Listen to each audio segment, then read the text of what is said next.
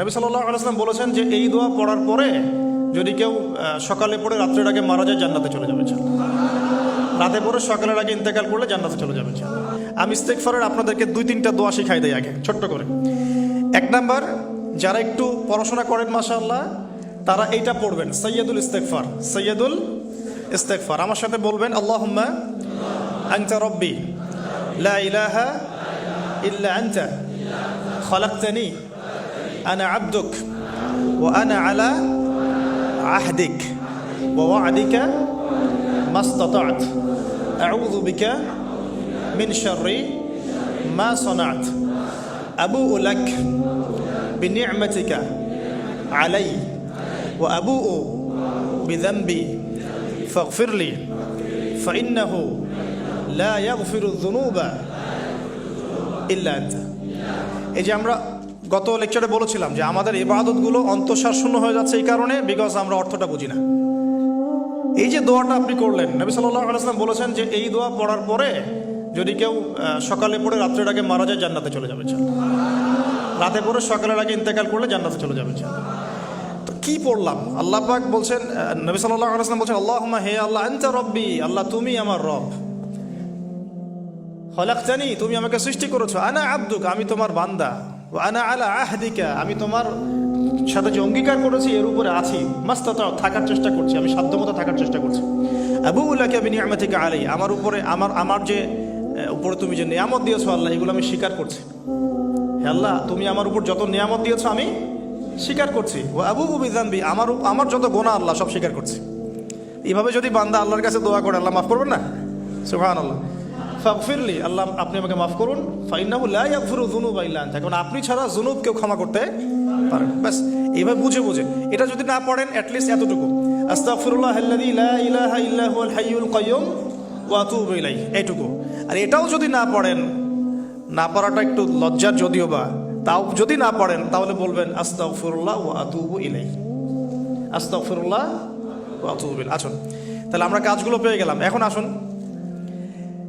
আমরা কেন রোজা রাখছি? নবী করিম সাল্লাল্লাহু আলাইহি ওয়াসাল্লাম এখানে উদ্দেশ্যটা বলছেন। এই দিনে কি করা হয়েছে?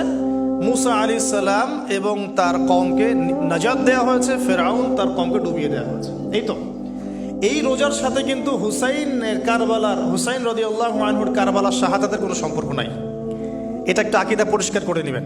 কারণ হুসাইন রাদিয়াল্লাহু আনহুর কারবালার ঘটনা হয়েছে নবী সাল্লাল্লাহু আলাইহি ওয়াসাল্লামের ইন্তেকালের 60 বছর পরে। শরীয়ত ক্লোজ হয়ে গেছে না নবী সাল্লাল্লাহু আলাইহি ওয়াসাল্লাম ইন্তেকালের সাথে সাথে, নাকি আরো শরীয়ত আসবে? তো শরীয়তের কোনো নতুন বিধান কি এর পরেও চালু করা যাবে? এই দিনে অনেক ঘটনা ঘটেছে, এই ঘটনাগুলোর সম্পর্কে কিছু দুর্বল বর্ণনা আছে বিধায় আমি বলছি না পাবলিকলি।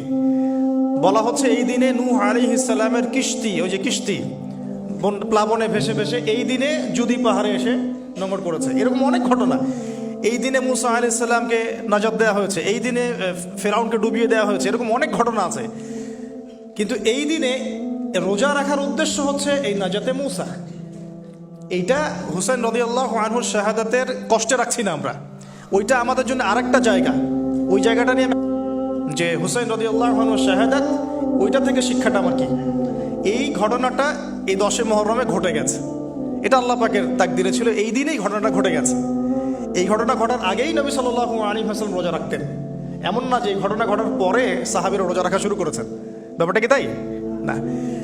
মূল জিনিসটা বুঝি, তারপর হুসাইন রাদিয়াল্লাহু আনহুর শাহাদাতের দিকে যাবো ইনশাআল্লাহ। আমরা দোয়া করি আল্লাহ পাক আমাদের সবাইকে হুসাইন রাদিয়াল্লাহু আনহুর মতো সাহস, কারেজ দান করুন, তাদের মতো বীরত্বপূর্ণ ঈমান দান করুন, এবং জুলুমের বিরুদ্ধে তার মতো দাঁড়িয়ে যাওয়ার মানসিকতা দান করুন।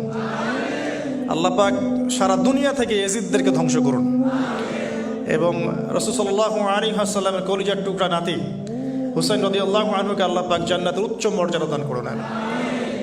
তো এখানে দেখুন মুসা আলাইহিস সালামের নাজাতের সাথে আশুরার ঘটনা জড়িত।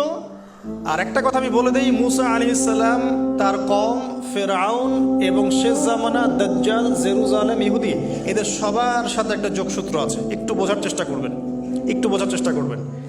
আবার বলছি, রোজাটা রাখছি আমরা আশুরার স্মৃতিতে, ওই স্মরণে। এই আশুরার দিন এর ঘটনা, মুসা আলাইহিস সালামের কওম, ফেরাউন, বনু ইসরাইল, এখনকার জেরুজালেম, জিউসদের উত্থান, শেষ জামানা, এই প্রত্যেকটা বিষয় কানেক্টেড আছে। আমি জানি না কিভাবে আমি শব্দ নিয়ে আপনাদেরকে বোঝাবো।